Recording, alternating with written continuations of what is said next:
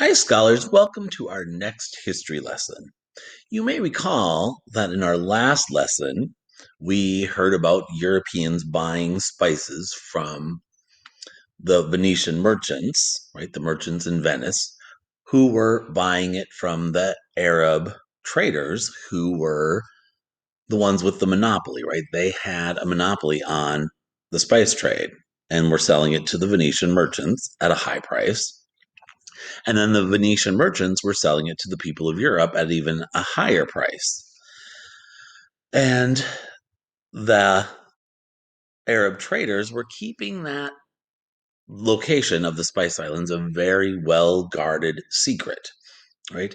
They told stories of hideous monsters like the octopus that you might see behind me, and hideous flesh eating birds guarding the spice crop, right? So they were trying to keep Europeans away.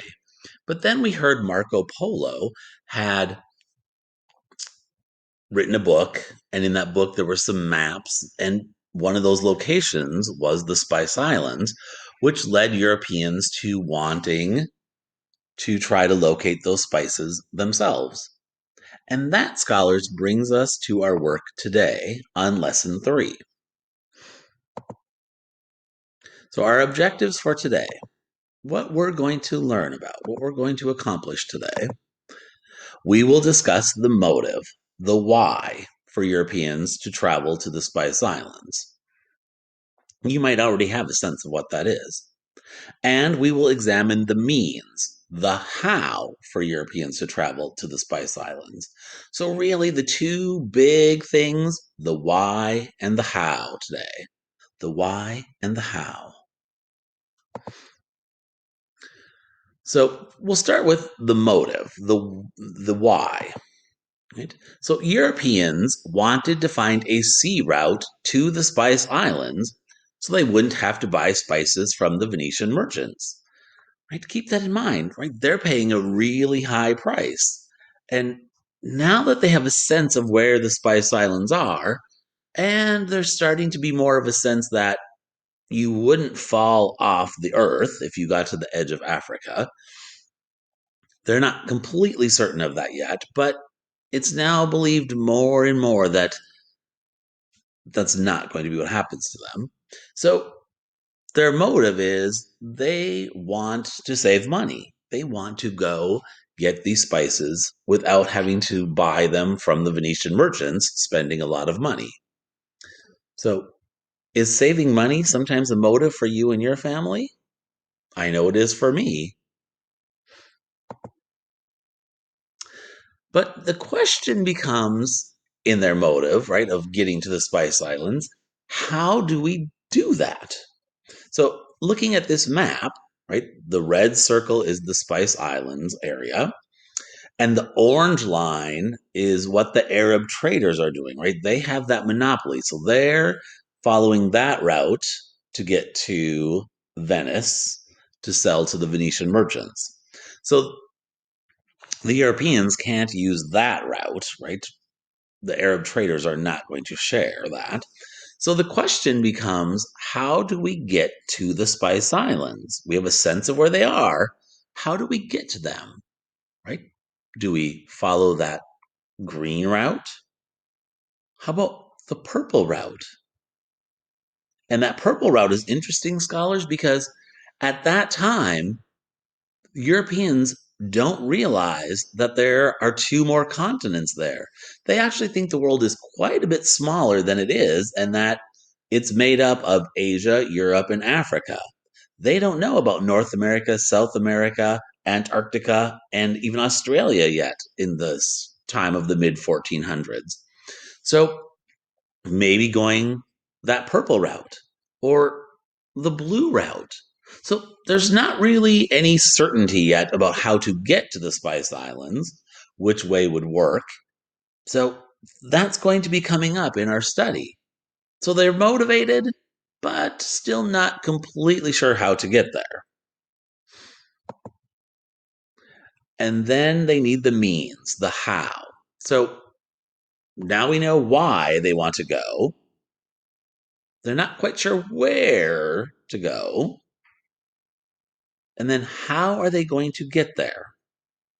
Well, now that they realize they're going to need to do some sailing in the ocean, they need to build better ships. And the better ships they're going to build will have triangular sails on them.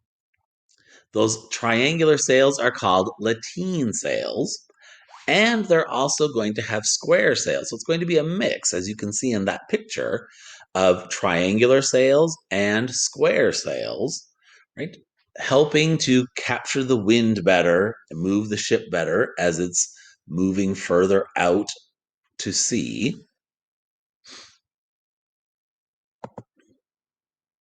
The new ships would also have to have stronger hulls. The hull is the side and bottom of the ship, right? So think of that part that we picture as being the wooden part if you're looking at this picture, right? So those sides and bottom, they need something stronger because they're going to be out at sea further away from shore. Prior to this time, scholars, any Europeans who were going out sailing, exploring, trading, they tended to travel in ships that were not as well built and they kept closer to the coastline and didn't travel as far away to do that trading as they're going to have to in their search for the Spice Islands. So the two big things, right, are that they need different sails that are going to better capture the wind and stronger hulls, right, that can withstand being further out to sea, not leaking water. Those are some things I'd want to make sure my ship has. That is for sure. And then once they're out at sea on these better ships, they're also going to need some help with navigating. So sailors relied on the sky to help them find their way. They used the sun during the day and the stars at night. Instruments such as the astrolabe and the sextant were used to find latitude by measuring the angle from the North Star to the horizon. Right? So they would find the North Star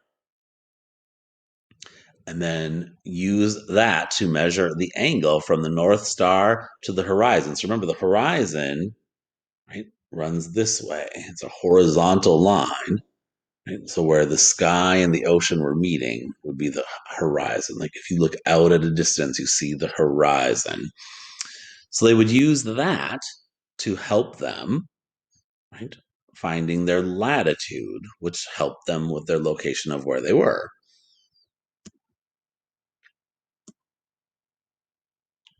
They also used magnetic compasses to help measure direction, and they used hourglasses to keep the time. So one of the jobs on the ship was to be in charge of flipping the hourglass, right, and monitoring the time so you knew how much time was going by. An interesting side fact about the magnetic compasses, remember, we're talking about the middle to late 1400s. Many crew members didn't understand how a magnetic compass worked, right? This idea of magnetism and how that worked. So they felt like it was something related to witchcraft and they were quite scared of the compass and that there was something evil going on there, right? Something mystical that they didn't understand. So it became such a problem and scared crew members so much that there were special rooms built to keep the compasses in away from the crew members. Imagine that. Pretty interesting. So think of all those tools that were used to help them navigate where it was that they were traveling and how much time was going by. Right? They didn't have, cell phones and internet to help them with locations, and the maps of that time weren't even as good as today. So they're relying on some very early tools to help them.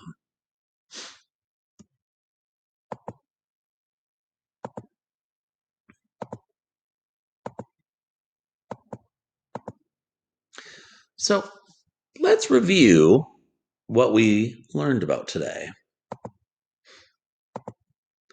So we first discussed the motive, the why Europeans were traveling to the Spice Islands. Do you remember the big reason why? They want to get the spices for themselves, saving them some money, right? And the second thing, the how, right? The means. So, how are they going to do it? They're going to have ships that have, right, more sails, triangular and square sails, and ships that have stronger, better hulls, and then tools to help them with navigation. Think about if you can remember what some of those tools were. I hope you can. So, your assignment for today, right? Open that attached Google form, answer the questions about today's lesson. Remember, it's okay to go back into the lesson and look at the slides again, listen to my information. And remember, you have to hit submit at the bottom of the Google form. Thanks for joining me, scholars.